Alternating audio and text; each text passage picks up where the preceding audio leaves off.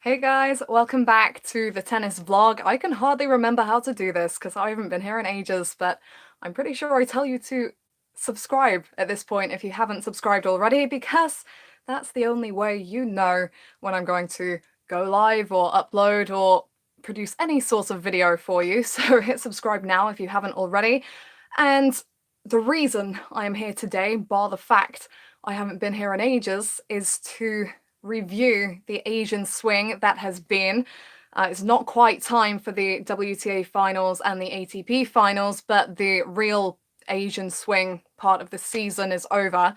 So, with your help, I'm going to take a look back at the action, who's done well, who hasn't done so well, what stood out, and we're going to do it in a Q&A format because there have been so many tournaments, and therefore I can't remember everything that's happened. Hopefully you remember stuff that I don't, and hopefully you ask me questions that I can answer. If not, I have a helpful little friend called Google, so at least I can look up results and give some kind of answer to your questions. So it can be about anything: results, tournaments, players, coaching splits, new coaching relationships, etc. And I'm gonna jump right in because few things are worse than me rambling at the beginning of a video. So let's get going with some of the questions I've already had. So I really liked this question. Which player surprised you the most during the Asian swing? And I'm going to look at both the ATP side and the WTA side to answer this question, so it's fair split. On the men's side, before I answer this, anyone that's watched my videos or read my writing over the years will know that I don't like to use the term surprised, because that indicates that you've had low expectations for someone or that you've written them off, that kind of thing. And I like to think that if a player is ranked in a position to play their part in a tournament or in a draw, then they're capable of doing things. So when I say surprised, I wasn't sat there in shock, but I think on the ATP side, Alexander Zverev really stepped up in a manner that not many people would have penciled him in to do. Anyone that's followed Zverev will know that he's had a rough year, and off-court situations have definitely played their part in that. He's had difficulties in professional relationships, personal relationships, and it's all been in his head, so that when he gets onto the court, he's not in this calm state of mind to execute the way he wants to. And he was very open, admirably open, in fact, about this kind of lack of confidence that was restraining him, that was holding him back. And tennis is such a game of the mind, the head. I say it all the time, I'm like a stuck record. It's so much down to the mentality, because if you're playing professionally, then physically you have the capabilities. You are able to hit forehands and backhands and serves to a point where you can be competing for the biggest titles. So there's more of a mental divide between players in the rankings than there is a physical divide. So it's always, for a player like Zverev, it's going to be more of a head issue than any technical fault with his backhand, for example, which is one of his key shots. And I think that the Laver Cup was massively helpful to Zverev. For anyone who doesn't know what the Laver Cup is, this was Roger Federer's initiative, introduced a couple of years ago, where Europe takes on the world, not all of them, obviously, but a team for Europe and a team for the world over a weekend. And they play matches with a 10-point match tiebreak instead of a third set. And on each of the 3 days, the match wins increase in their value, so you get a certain amount of points for each win. Zverev had won it for Team Europe last year, and this year he was nominated by his team to play the final match, which he won to get Team Europe the victory. And yes, even though it's partnered up with the ATP, Laver Cup is still pretty much an exhibition style event, but I think the faith his team had in him, being around the likes of Roger Federer and Rafael Nadal and getting that input, really had an impact on Zverev mentally, and just gave him some of the confidence that he was lacking. So that, and now I get to my point, he came into the Asian swing and he reached the semi-finals and the final at his first two tournaments, which I believe were Beijing and then the Shanghai Masters. So he lost in the semis to Tsitsipas at the China Open, and then at the Shanghai Masters, lost in the final to Medvedev.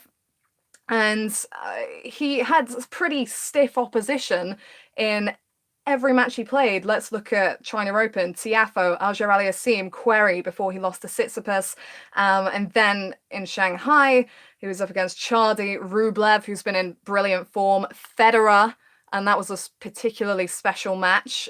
He won that one in 3 sets. Berrettini, who's maintained his form after the US Open, and then Medvedev's just a step ahead right now. So I think that Zverev, who's back in action this week in Basel, has really just had those couple of results that have locked him back in. And I wouldn't say that it's surprising overall, because Zverev is a player who's demonstrated his ability and was always going to bounce back at some point.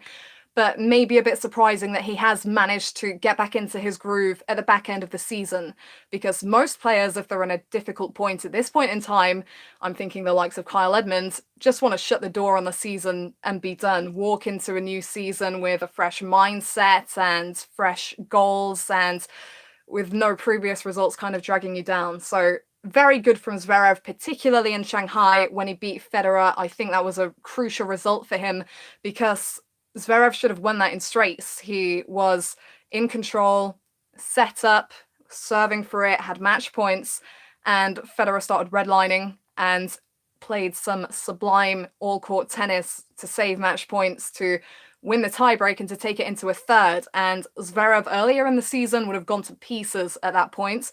Actually, on this occasion, he regrouped, he kept going for his serves, he didn't let Federer intimidate him, and I think that's another way in which the Laver Cup might have helped. It kind of humanizes Federer and Nadal, if I can say that.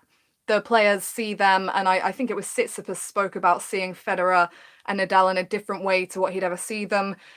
It's not like these guys are unfriendly, but obviously when you're competing, there's kind of this wall that has to go up, and you see Federer and his 20 Grand Slam, 21 Grand Slam titles, 20.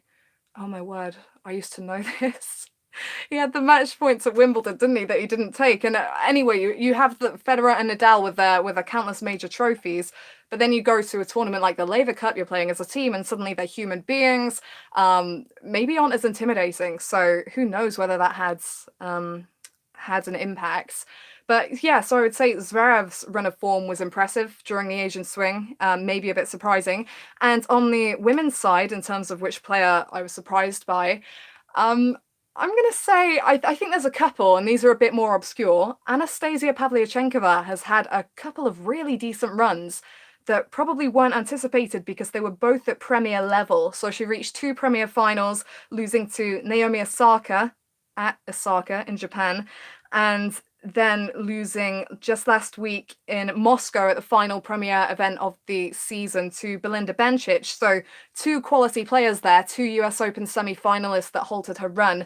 Pavlyuchenkova was world number 1 in the junior game, and she freely admits that pressure and expectation got to her, and she was kind of off the scene for a little while. And over the years, she's had these results where she shows, she can contend with the best, but she's always going to be that outsider that could do damage, as opposed to the top player that everyone else wants to beat. She's been top 20. She's won WTA titles, but she's never been that intimidating presence. And honestly, nothing about these results says that things are going to change anytime soon, but I was impressed at her consistency in a period of the season that a lot of fans can overlook, but that a lot of the players are really trying to play as much as they can, because there are opportunities for points and to get into a good position ahead of the next season. And for Pavlyuchenkova as well, I think she was especially impressive in Moscow, when I thought she was going out in round 2. So she was up against a teenager called Varvara.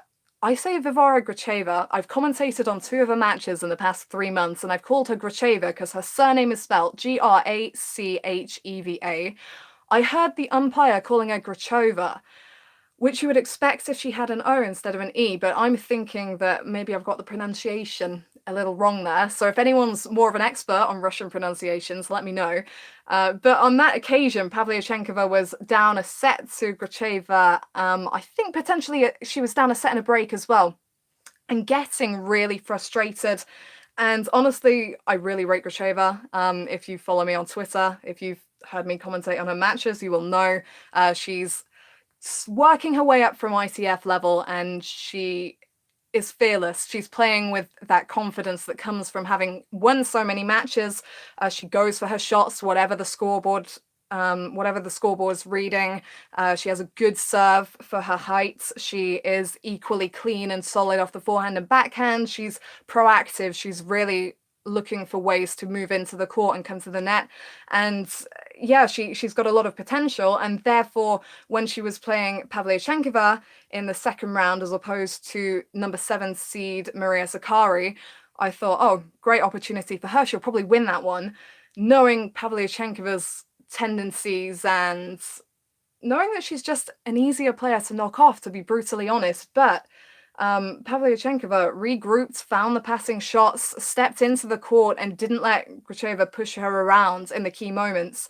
And from being a set and a break down and looking really frustrated, she came through, won that one in 3, and won her next 2 matches, which were highly winnable, and therefore the pressure would have been on her to make the final, where she even took the first set off Bencic before going down. So I've spent a lot of time answering that first question, and I've been told that I spend too long on these questions, so sorry, I'll start to rattle through. But I think that Pavlyuchenkova really has shown a good account of herself during the Asian swing, and also Yelena Ostapenko, who just made 2 finals back-to-back in Linz, where she lost to Coco Gauff, sure you heard about that one, and Luxembourg, where she beat Julia Gerges to win the title. She beat the top 2 seeds there. She beat Elise Mertens early on, and then she beat Gerges. Why is she playing seeds? Because Ostapenko has really dropped down the rankings. We know how Ostapenko plays. It's all-out aggression, and it's hit or miss, and she's been missing a lot this year. And when your head's not in the right place, saying it again, that's going to happen more often. And she's lacked the control and the confidence that she needs to be up there in the top 5. But this again shows why these tournaments at the back end of the year are so important, because yeah, she's had a really disappointing season, Ostapenko. She's dropped right down outside the top 50, but now she goes into 2020 having had a couple of good runs and having got that all-important confidence in herself back.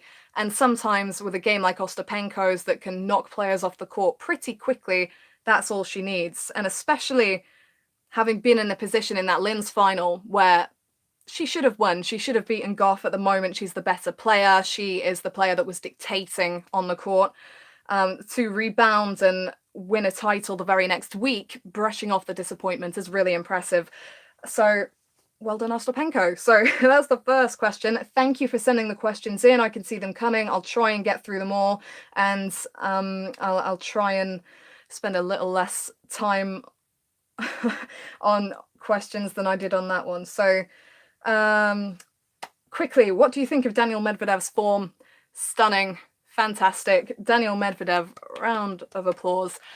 This guy is showing consistency that we haven't seen outside of the Big Four in a long, long time. And what I find most impressive about it is that he doesn't have to closely monitor his schedule in order to produce these results. After Zverev lost to him in the final of the Shanghai Masters, he stated that Medvedev is probably the best player in the world right now. Zverev's known for coming out with some of these strange-ish statements when he's lost a match or been in these kinds of situations. But in a way, I do see where he's coming from, because Medvedev has, outside of Federer and Nadal, basically beaten any player worth beating over the past few months, including Novak Djokovic. He's transferred his form from best of 3 sets to best of 5 sets, and then back to best of 3 sets again at the tail end of the season, when most players who've been performing well throughout the year, as Medvedev has, are supposed to be fatigued, are supposed to be feeling it physically. he's won his last 2 tournaments, and I know this off the top of my head, without dropping a set. So I think he's won something crazy like his last 16 sets, or maybe even more. And I'm going to get it up just so that we get an actual number on this, but it's really been very impressive. And I think what's probably helped Medvedev on the lead up to this is that he was never the front runner for the next generation. So many people had their attention trained on Zverev, on Denis Shapovalov, who just won his first title last week. And Medvedev was kind of able to rise in peace. He was able to get the different elements of his game together, collect his confidence, and not have too much external pressure on his shoulders. So he did have 1 or 2 good results over the clay court season, but it was really after Wimbledon that he came into his own, and the sheer way he's been able to sustain form has been ridiculously impressive to me. I mean, you look in Shanghai, last 3 opponents were Fognini, Medvedev, and Fognini, Tsitsipas, sorry, and Zverev beat them all in straights.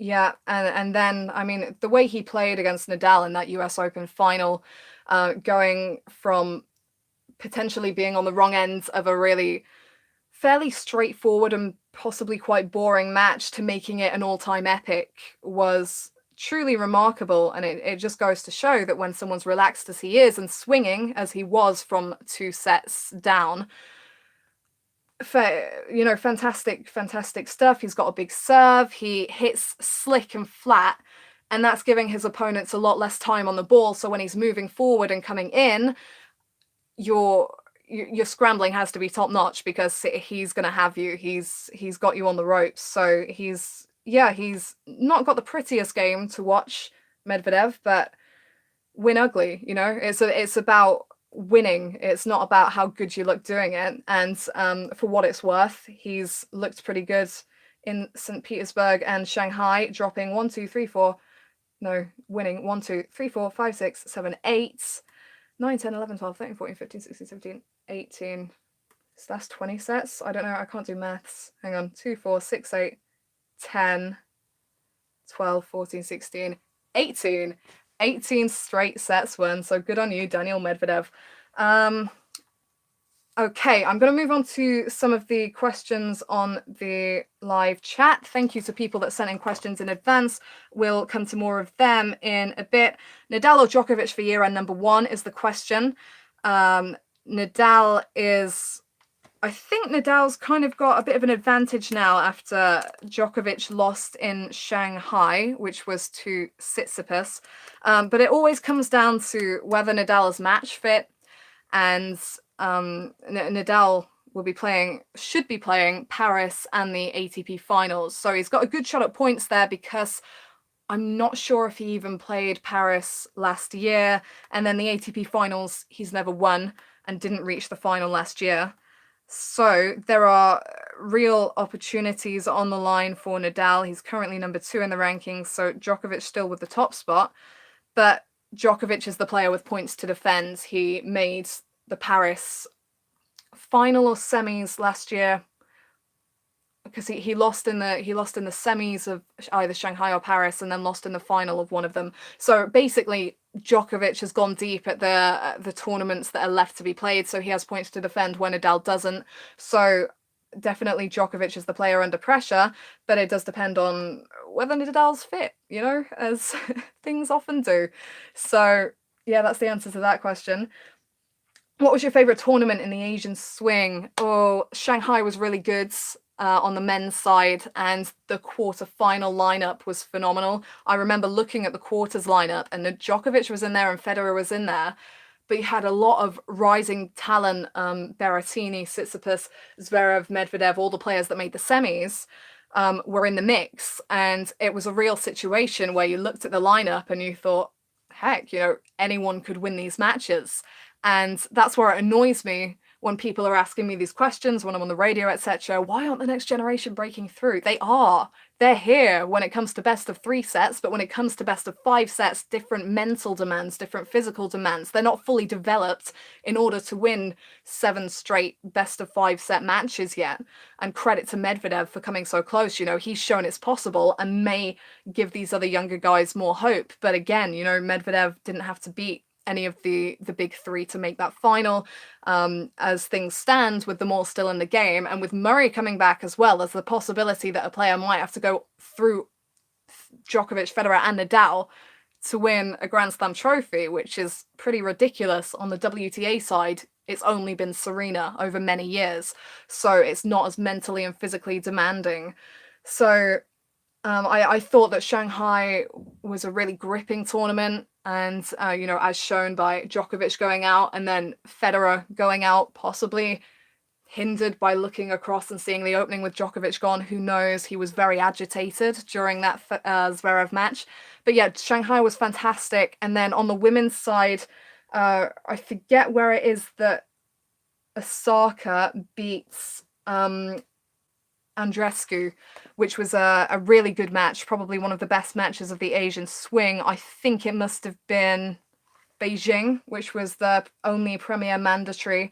So Osaka beat Barty in a 3-setter in the final there. So there was some really good matches during Beijing, and it's all Naomi Osaka, you know, getting herself back together and getting a confidence. She's switched up her coaching team. She's had her dad alongside her after I think she ditched Jameer Jenkins, I think, recently. So she's changed it up a bit, and obviously it's given her a fresh mindset and that kind of thing. So yeah, I'm pretty sure it was Beijing where Osaka beat Andreescu, and then she came through Barty, and it was a really interesting back end to the tournament. So yeah, Beijing was pretty good on that side of things. Too soon, I know, but Andy Murray, Wimbledon champion 2020. Your thoughts on him?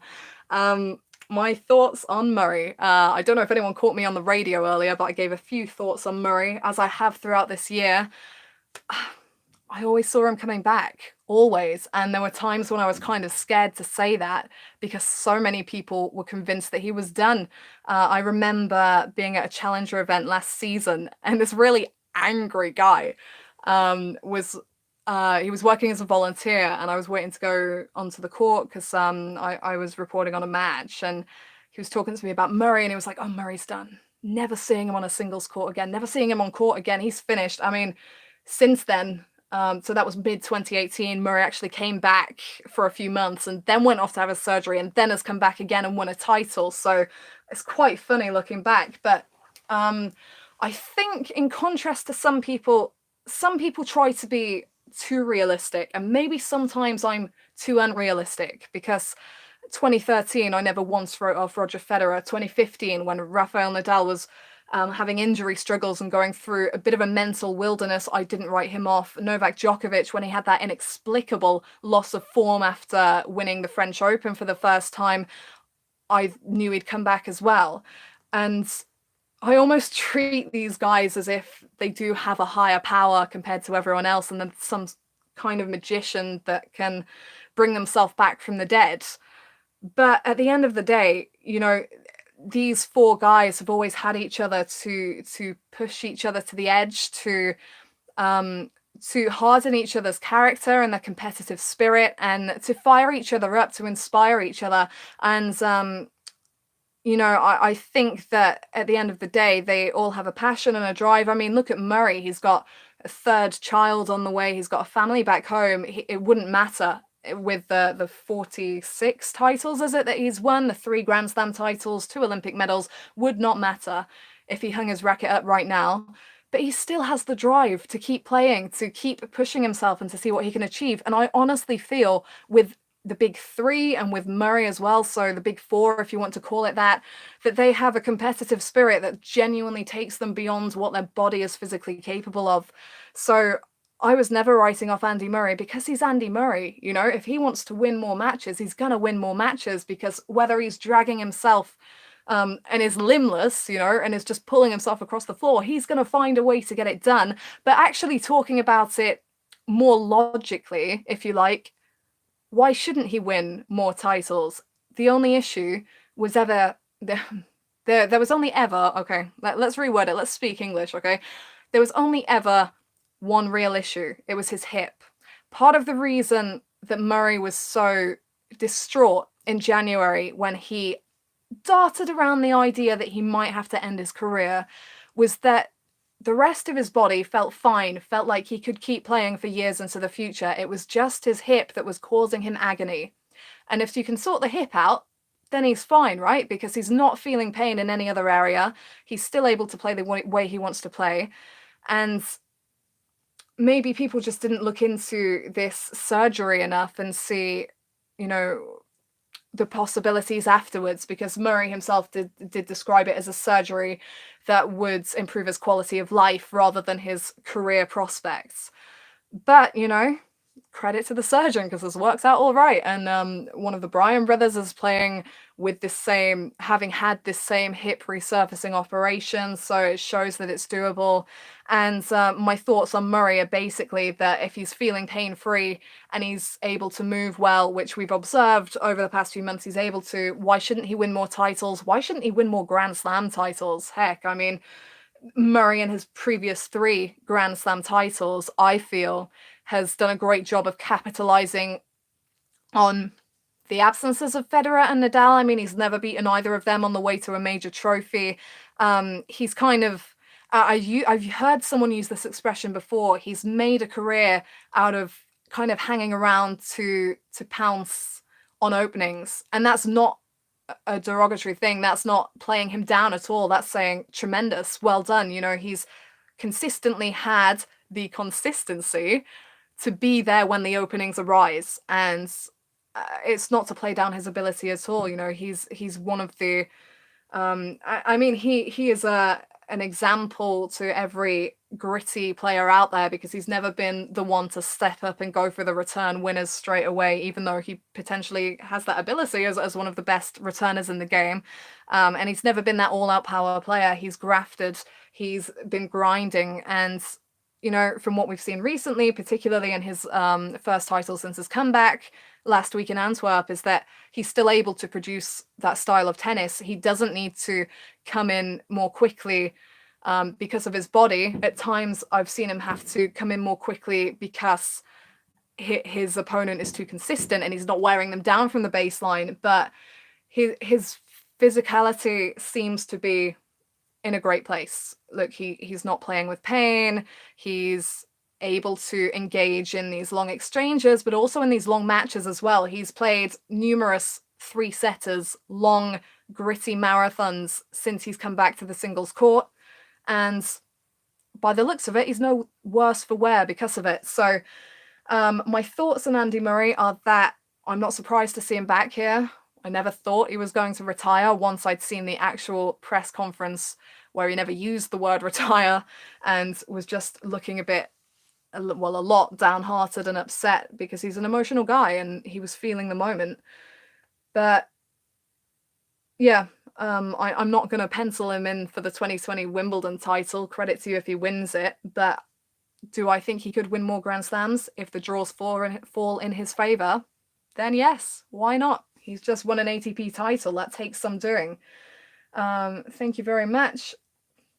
Anyone who watches tennis knows what the Laver Cup is. Well, it is developing in prestige, isn't it? You know, Federer's put a lot into this event, and it's getting to the place where he wants it, I think.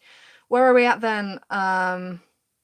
Okay, the rumor is that Sasha Bayan will work with Kim Clijsters, although I don't know if that's confirmed. What do you think of that? This is very similar to a question I got sent in ahead of time, and I will find that question now, because I was planning to answer it. Basically, for anyone who's not aware, it was announced either today or yesterday, or the days blend into one, that Sasha Bayan has split with Kristina Mladenovic, who he partnered up with as coach partway through the season. I think a lot of people were expecting Mladenovic to rise back into the top 10, into the top 5 as a result of that, because in my personal opinion, Mladenovic is top 5 standard when she's on song. Her results on the doubles circuit have been pretty good, and we see that versatility when she's on the singles court. She's looking to come into the net, to use her volleys, to use the drop shot, and to move her opponents around. She can go toe-to-toe with anyone, really, from the baseline. Her timing's good, but the confidence has been knocked, as with many players, because she had a pretty horrendous run of form, I think, 2017, 2018, back end of 2017, beginning of 2018, I think, was the crossover. Or it might have been 2018, 2019, I don't know.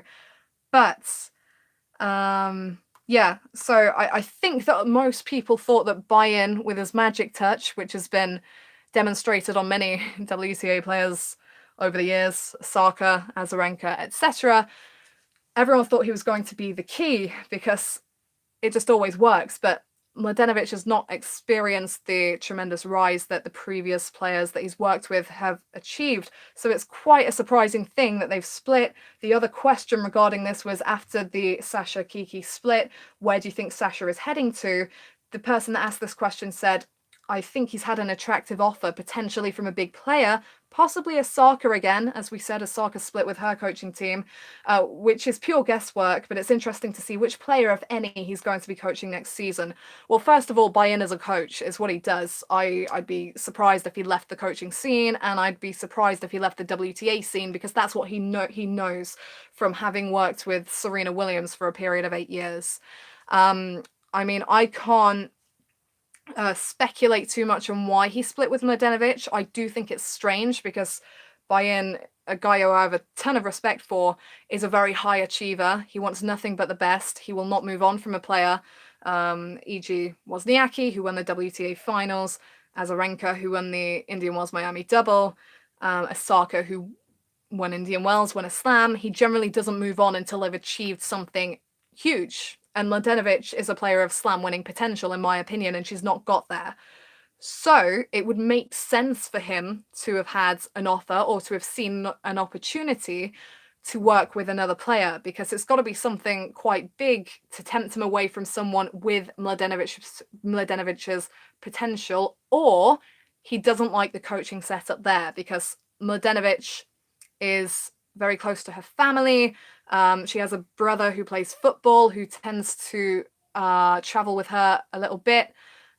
She travels with her mum, who has previously been her full-time coach. I remember being in Nottingham this year, that horrendous week when there was so much rain and everything was moved indoors, and me and a couple of my sisters were pretty much the only people in there watching, and you had Sasha Buy-in sandwiched by Mladenovic's brother and Mladenovic's mum and her entourage, and he didn't like playing second fiddle to Patrick Mouratoglou when he was with Serena. I think there was a lot of discussion that was part of the reason he moved on from Serena, because Mouratoglou was very much head coach, and Buy-in, for better or for worse, was the hitting partner. And obviously he did a lot more than that, so that wasn't necessarily fair on him. But, you know, he probably likes his space to, because he knows what he wants from a player, so he likes his space to be able to operate to get what he wants from that. So I don't want to speculate too much, because it gets a bit personal, I guess, at times, but it's got to be something quite big to pull him away from a partnership which I think could have gone further, and which Mladenovic herself thinks could have gone further. I saw that she'd said that she thought there was more to be gained from the partnership, but she couldn't change Buy-in's mind. So it's interesting. Clijsters, I mean, I hadn't even thought about Clijsters and a coaching situation. From the commentary I've heard, she could coach herself. I mean, she's very knowledgeable regarding the game and tactics. And first of all, it is no surprise to me that Clijsters is coming back to the circuit. I mean, that was actually one thing that did leave me in shock when I first heard it. I mean, she hasn't played in 7 years, but the more you think about it, the more logical it seems, because she played Venus Williams in an exhibition at Wimbledon earlier this year. Venus said she could still be on tour. She's younger than the Williams sisters. She retired early to have a family. Now her kids are older, you know, and she's looking at the tour. She's commentating on a regular basis. She knows the kind of game styles that are thriving. She knows how the players compete. and she's seeing the openings. She's not stupid. She knows that the field is more open right now and that there might be that opportunity for her. So buy-in Clijsters would be interesting. I'm just going to check to see if anything's actually been said on that because I hadn't seen anything. But with the part of the reason I haven't been on YouTube is because I've had so many different gigs, working at events, commentating, and sometimes I've been a bit out of the loop in terms of the wider tennis world and what's going on here, there, and everywhere. So, yeah, I guess, buy-in will work with Clijsters, rumours. It's all rumours from what I can see at the moment. Who knows if it will come to anything? But yeah, it's an interesting one. It's a really interesting one, and it's something that only time will tell, I guess. Do you think Osaka made the right decision by keeping her dad as a coach? He never got her to that level, so to me it makes no sense that he can keep her at it. The thing when it comes to coaching changes is that it's not always about, I mean, your coach has to know what they're on about, okay?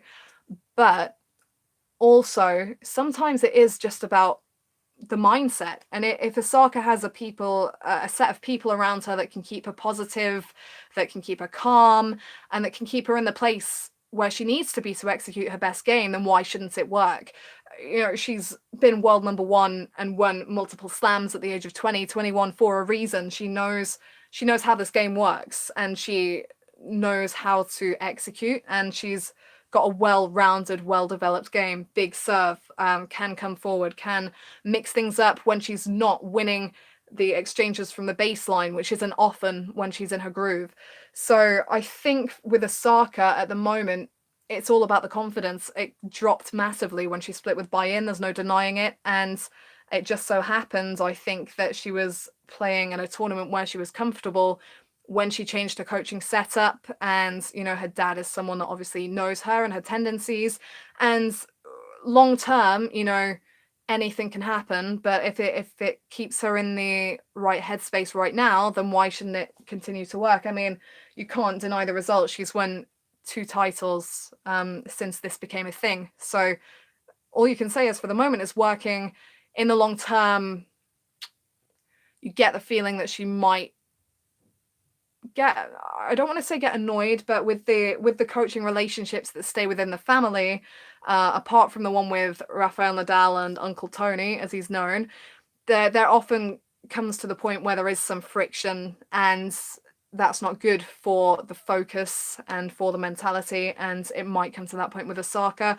But I don't think that she's looking at this as a long-term thing anyway. So who knows whether she might reconnect with buy-in, but from things that I've heard regarding that split, probably not. Daria Kasatkina starts season in the top 10. She's now ranked number 70. Is that the flop of the year in the WTA? I mean, it's difficult because there are always these players that have been ranked around the top spot who are going to have an iffy season. Kasatkina's not alone, you know. Ostapenko started the season ranked pretty high and had a massive drop. Venus Williams hasn't had a great season at all by her lofty standards, and I don't know. I mean, Kasatkina's one of those players who is more of a counterpuncher, and if she's not feeling confident, and I know it sounds a bit clichéic at this point, it sounds like I'm just kind of regurgitating what I've already said, but there is more of an opportunity for her to get pushed around, which is what's happened. So, but she's got good technique, you know, and good timing on the ball, and she's got a game that I think translates well across surfaces. So some players don't just get straight up there. That it takes time, it takes a bit of dodging around, and in the long run I think that's probably a good thing, because how many of the players that have shot directly to the elite heights of the rankings have we seen stay there? A lot of players that have, as a young player, gone right up to the peak haven't stayed there tremendously long. I'm thinking of the likes of Eugenie Bouchard. So yeah, maybe it's a good thing for Kasatkina in the long run to have this struggle now to get herself together for the coming years when she's potentially more of a force at the top. But I don't rate Kasatkina as much as I rate some of the other players anyway, in terms of the vastness of their game and how much they're able to do. I think she's always going to be a little bit dependent on her opponent and what they're doing right and wrong. So not so much on her racket as it would be with other players, I don't think. But at the moment, her kind of game style and the things she likes to do is having a good run with the likes of Barty and Andreescu. So it's going to be interesting if she can see if she can capitalize on that. Sorry, I'm not always getting my words out tonight. Okay. I'm just scrolling through. Sometimes the stream kind of jumps. And I can't find where I was in terms of answering the questions. I think I've found my place again. Okay, I'm not going to go into predictions yet. Someone's asked me for predictions for the WTA Trophy and the WTA Finals. I don't want to look ahead yet. This is more kind of a review. So I think during the WTA Finals, I might upload a bit more. And I'm sorry, I've just seen on the screen that the quality of this video is horrendous. So the Wi-Fi is terrible here. I'm surprised that hasn't dropped. So yeah. But no, I think we'll leave WTA Finals for now and get myself out of a sticky situation there. Okay, I'll talk on this one though. Your thoughts about many WTA players withdrawing from the WTA Elite Trophy in Zhuhai. Do we need this tournament at all? Okay, so basically, I'm calling this a wrap-up of the Asian Swing because the vast majority of the Asian Swing is done. Like all the tournaments that aren't the year-ending tournaments that take place in Asia have wrapped up. So it's technically over. But both of the year-ending events for the women take place in Asia. So you've got the Elite Trophy in Zhuhai this week, and then the WTA Finals has moved to Shenzhen for the following week.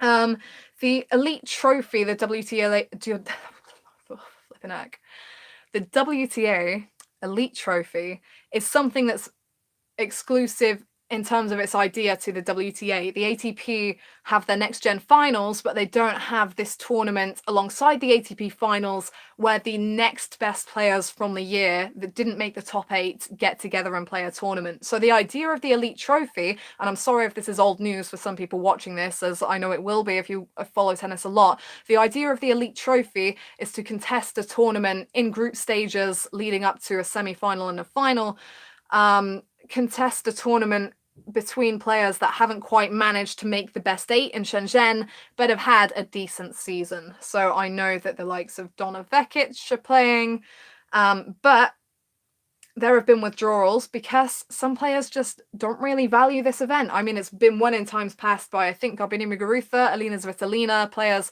who've won slams, who are now near the top of the rankings in terms of Svitolina. But at the end of the day, no, we don't need this tournament. And is anyone really that interested? It's questionable because it's very much a second best kind of tournament. It's also interesting though, and I think in terms of the players, it contributes a lot to the mental side of things, which we've said is huge. And so many players who've done well at the Elite Trophy have had confidence going into the fresh season. So for them, I think it's probably a good thing. Obviously, there are players pulling out because, you know, it's the back end of a season. If it's not the best tournament that you could potentially play and you have your sights set on higher things, you probably don't want to risk injury or incur more fatigue by playing this event. So I can understand why a lot of players are pulling out. But at the same time, you know, it's one of those tournaments where it's going to be beneficial for some players, so fair enough. Okay.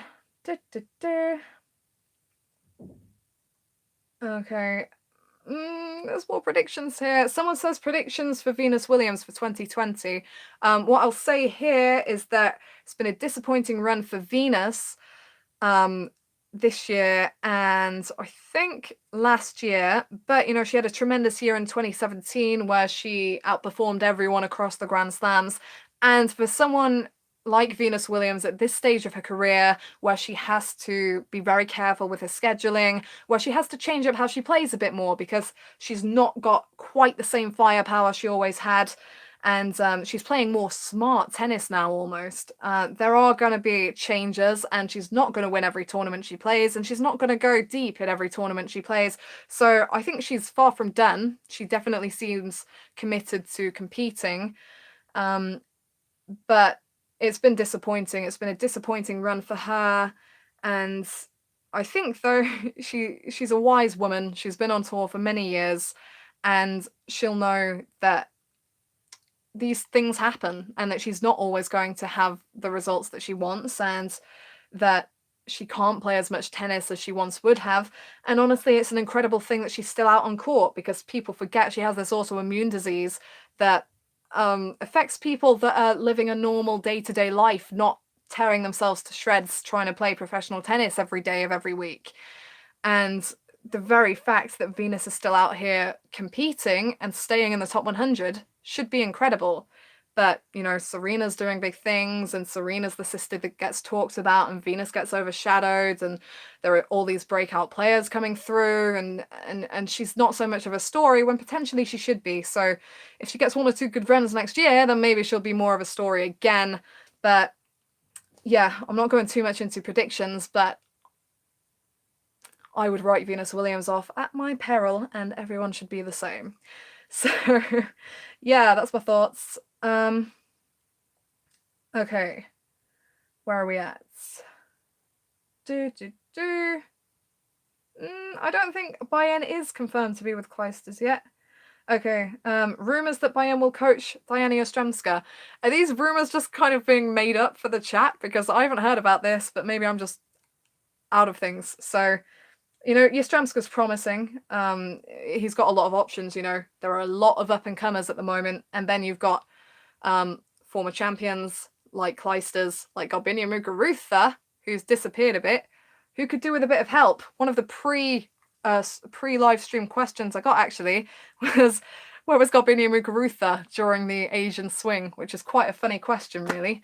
If anyone watched one of my preview videos for the season, one thing I said was that I thought Muguruza would win a slam this year because she had such a disappointing season last year. I thought, well, for a player of her potential, of her ability, for a multi-time Grand Slam champion, the only way is up. So I thought, okay, Garbiñe Muguruza will probably win a slam this year.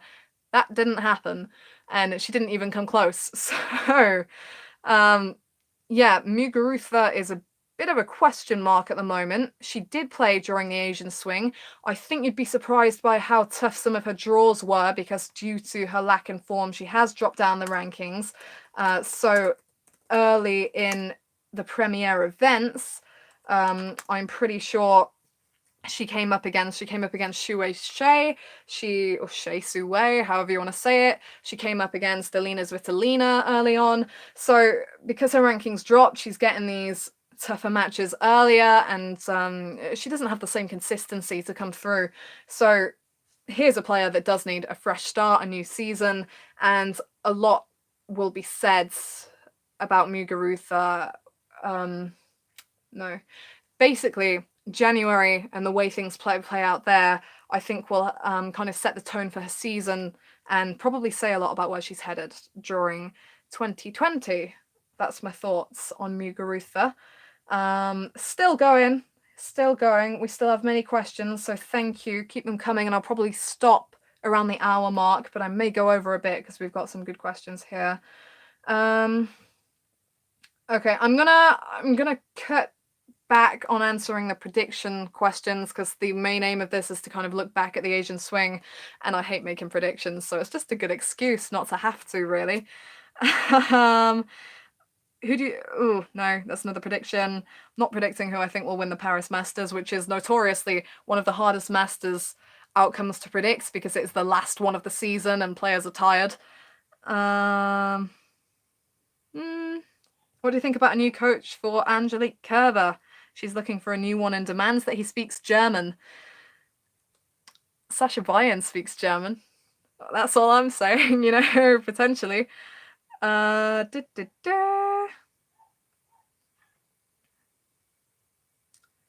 Okay. What do you think of the huge prize money for the player who wins all their round robins and the tournaments? Is this regarding the Elite Trophy, or is this regarding the WTA Finals? It's not quite clear on that question. Aryna Sabalenka's slump and coaching situation solved thanks to Wuhan. Discuss. I will discuss. Aryna Sabalenka, one of the players that kind of burst onto the scene at the beginning of 2018. I think she certainly came through in 2018 and was very much one to watch at the beginning of this season, and then she got eclipsed by the likes of Bianca Andreescu for obvious reasons. Andreescu I rate so much. I think that it was really impressive that she won Wuhan, given that she's had a very forgettable season compared to what people were expecting for Sabalenka. You know, she's a player that's broken the top 10, has a good aggressive game with an attacking mindset.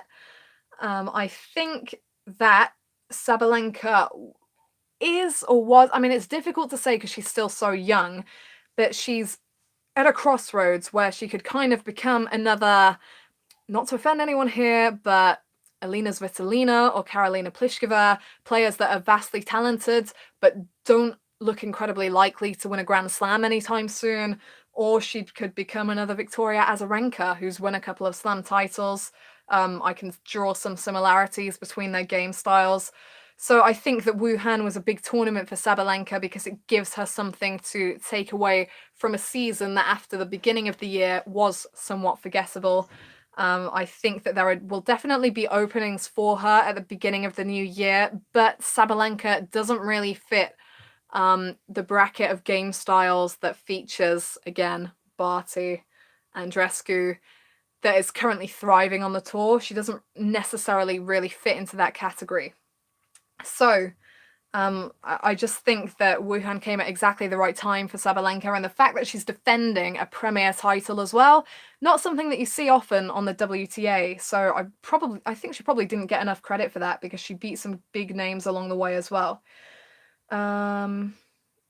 Sorry guys, no predictions. Will I be commentating on the Elite Trophy or the WTA Finals? No, I've wrapped up commentary for the year, so at this point in time, I'll tell you a bit about what I've been doing over the past month and a half.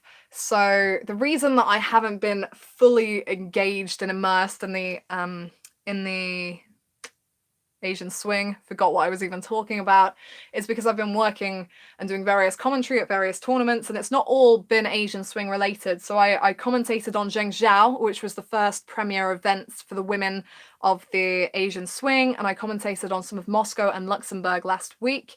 I was actually supposed to be commentating centre court for Guangzhou, but I ended up commentating at a challenger that week. So I commentated for the BBC for the first time on the Murray Trophy in Glasgow. Amazing week. I was co-commentating for the first time, so I had different coaches and players that I was doing it with. Learned so much from them, technically, analytically. Fantastic week. But commentary is kind of over for me for the year because the seasons are pretty much over. So hopefully more of that next year. But Luxembourg and Moscow was end of 2019 commentary for me. So for anyone that didn't mute the stream when I was commentating, thank you. And let me know what you thought, because I'm always interested to hear people's feedback. And obviously I'm always looking to improve. This is the first year I commentated for the first time last year when I was 21. So I've been doing it for just over a year, but this is the first year where I've commentated more regularly, so every few weeks. And it's been great. Commentary is something that I was, when I decided that I wanted to work in tennis media, at first I was writing a lot, but I always wanted to commentate, and I did not think it would happen this early on. So once again, thank you to everyone that has helped make that happen, and thank you for everyone that's actually bothered to listen, because it does mean a lot, so thank you.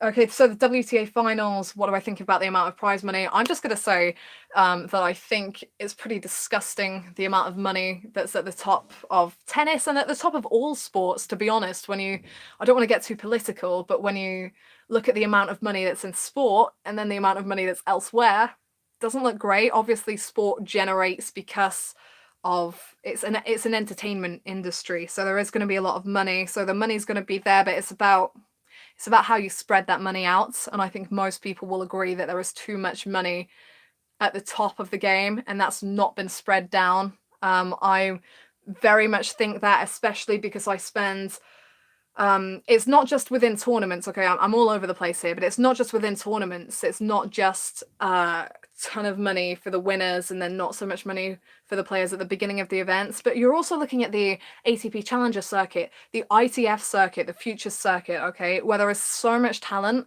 I've volunteered at these events over the years. I've gone there to watch, to do the social media, and there is real talents at this level, and it's not being rewarded because the money's not there. It's ridiculous. Literally, some of these players competing on the ITF circuit, a lot of them actually, are competing to earn enough money to get to their next tournament. They are not living, they're kind of keeping themselves alive, if that makes sense. They are not competing to earn money to have a nice life. They are competing in order to be able to compete the next week, and that's not the way it should be. There should be, when there are players with this talent, there should be the money to support more people being able to make a living from this. And so all I can say is that, you know, the players at the top of this sport have done incredibly well to get there. They're exemplary, and tennis is it's entertainment, so there is going to be a lot of money coming in, and they deserve to be paid well for what they do. But I personally think that the money can be better spread out, and not just within tournaments, but across the board and across the levels of competition as well: ATP, WTA, Challenger, ITF, etc. And that's my thoughts on that one. Okay, one WTA and ATP player who impressed you the most and why? If you go back to the beginning of the stream, and I know it's been a long one, so I will wrap up soon. I did say that over the Asian swing, Zverev was no, this isn't pressed, isn't it? It's a different question. I was asked who surprised me the most, but it's similar. I was impressed with Zverev. I was impressed with Pavlyuchenkova making a couple of finals, with Ostapenko winning Luxembourg the week after a tough loss in the final of Moscow. Who's impressed me? Medvedev seriously impressed me. You know, he hasn't lost a match this Asian swing. He's played a couple of tournaments. He hasn't lost a set this Asian swing. So, and I think as well with Medvedev, you know, he does have a lot of tools to his game, but, you know, there are times when you look at him and you do wonder, like, how is he doing so well? And I think that's really impressive that he can just sustain the way he does. So yeah, I think I've been really impressed by Medvedev. Very impressed by Andreescu and the way she carried on from the US Open. No, she hasn't won a title during the Asian swing, but even when she lost to Osaka, she nearly had her. You know, that was a 3-set match. And I like about Andreescu the way she's not afraid to talk about her mindset and how she's feeling. You know, I remember saying about her in the US Open final preview that I did, that I said that she'd forgotten how to lose, and she basically said those exact words herself a couple of weeks later. You know, she was very open about how she was feeling on the court, and that sheer confidence was reflected in the way she was executing, the way she was playing. 2 sets, 3 sets, didn't matter. She completely trusted her game and her ability, as she should. She's got every shot in the book. So even though she didn't win a title, I think that we're going to be seeing a lot more of Bianca Andreescu, and she's definitely going to be in the mix next year, body permitting. You never know how injuries are going to play a part. But yeah, Andreescu's doing good. Barty's still at the top of the rankings, you know, despite not having any explosive results post grass court season. So Barty's very steady. And Osaka, you know, has won those 2 premier titles, so all credit to her. Oh boy. I think we'll wrap it up soon. There was another question that was asked pre-video. Okay, no, that's the same question that's also been asked during the video. So, okay, that one's been asked. That was about the elite trophy and whether it was necessary. Any other Oh, oh. Should there be should there be any grass court events included in the Asian swing next year? Here's my thought on grass court events, okay? I think there's definitely room for more of them in the calendar if someone would bother to actually sit down, look at the tournaments on offer, and reshuffle.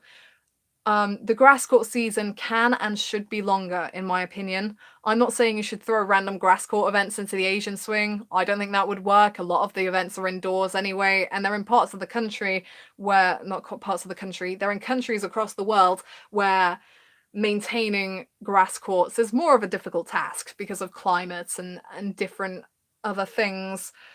But I think there's definitely the opportunity for the grass court season to be longer. Let me know if you'd be interested in a full-on video where I detail my plans to pull tournaments left, right, and center to extend the grass court season. If that, if that catches your interest, that's something I might do. But essentially, I think that there is room for a longer grass court season.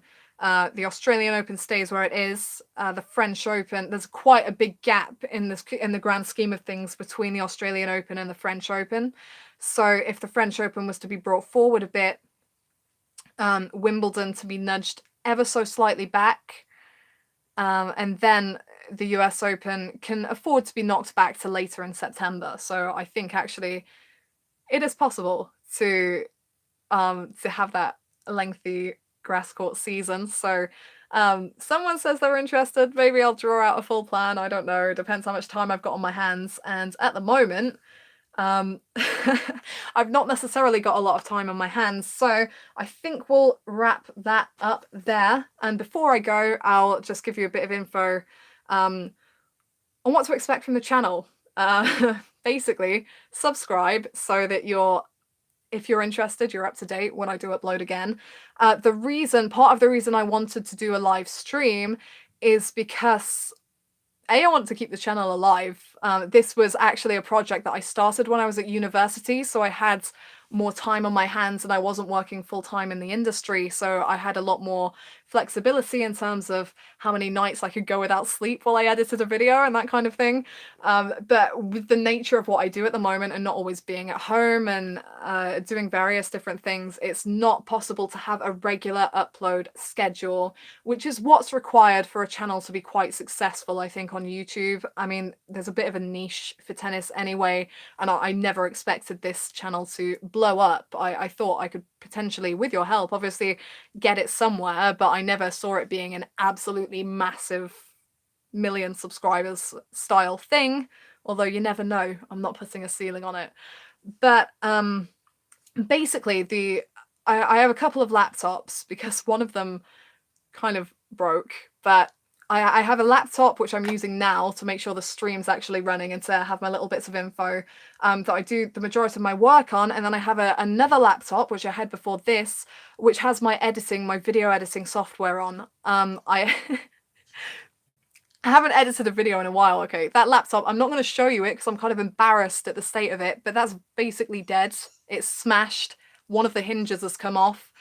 And it's essentially not working, and my editing software is on there. So as things stand at the moment, I can't edit a video. And if you've been here for a long time, and thank you if you have, you'll remember that in the early days, I used to do the roundup and preview videos, or just the roundups, where at the beginning of each week, or probably later in the week if the edit took me too long, I would round up the previous week that had been on the circuit. That took many, many hours of editing. So I don't think that's doable anymore. I don't think it's the kind of content you want from me anymore anyway. And I think there's a lot more opportunity for the preview videos that I do. But I was thinking, so please, if you're watching at a later date or if you're watching now, leave a comment on this actual video itself, not in the live chat. Leave a comment on the video and let me know if you'd be interested in me, when I can, at the beginning of a week, doing a live stream to wrap up and give my thoughts on the previous week. Now, due to commentary and other commitments, I can't guarantee that I would be able to do that each week. And I'm sorry that it would have to be a live stream, but the thing with the live stream is I can sit here and just talk for a long time. As you can see, I've surpassed the hour mark on this video. I talk quite a lot. So if that's something you would be interested in, having a live stream probably on a Monday each week when I'm free to talk about the previous week's action, let me know, because if more than a few handful of people are interested, then it's something I would do, because at the moment I'm not interested in how many subscribers I'm getting, and thank you to everyone that subscribes, I really appreciate it, but I'm not here to try and get 100,000 subscribers or something. As long as I can be of use and give commentary and give quality analysis, I don't care how many people are watching, as long as I can do that. If there's even a small audience, then, you know, I'm happy to do that. So if you would be interested in that, then please let me know. That's what I have in mind at the moment. I will obviously be doing the live Q&As during Grand Slams, potentially big tournaments as well, so maybe the WTA finals and the ATP finals, or maybe just do one big roundup live Q&A at the end of those two tournaments. And then obviously the preview and predictions videos are always going to be a thing, so if you subscribe you can expect them and come back to hear me get predictions wrong. Although that being said, the more tennis I watch, the more on point my predictions are. So this year has been a decent year, dare I say, for predictions. So I'm a little bit, yeah, I'm happy about that. I can look back on 2019 and think I didn't completely embarrass myself, which is good. So yeah, I think they're all the thoughts I had. But yes, thank you to everyone that's watched over the years. Thank you for everyone that's recently subscribed. You are noticed and appreciated. And yeah, thank you for tuning in for this hour-long plus video, which was just me sat here talking and answering questions. Hopefully I did an all right job. Thank you for the questions. It's been interesting to look back at this leg of the season, which is often overlooked, and I don't think should be. Every part of the calendar does its bit to provide champions and provide storylines at the end of the day. So thank you very much. All the links to my social media, etc., are in the description. So follow me on Twitter, Instagram, Facebook to keep up to date with the work I'm doing and the different things I'm involved in, and just my opinions, really. I tweet quite a bit. I haven't done as much actually in recent times, but these things these things happen. I knew there would be a point where YouTube wasn't as doable, but I want to keep this going. So maybe get an interview with Andy Murray.